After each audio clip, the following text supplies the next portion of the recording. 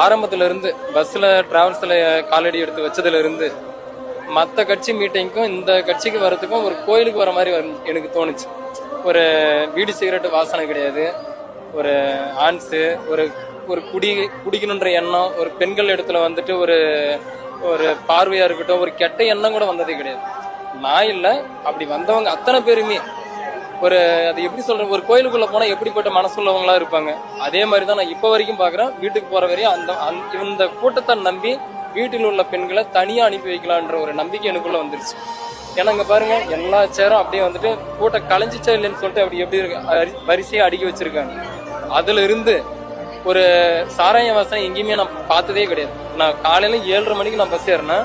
அப்பதுல இருந்து இப்ப வரைக்கும் சாராய வாடையும் அந்த பேச்சே எடுக்கல, ஒயின் ஸ்டாப் பத்தின பேச்சு கூட எடுக்கல. அப்படின்னா பாருங்க, இந்த ஒரு நாள் இன்னைக்கு வந்துட்டு இப்படி இருக்குன்னா இந்த ஆட்சி அமைஞ்சா எப்படி இருக்கும்?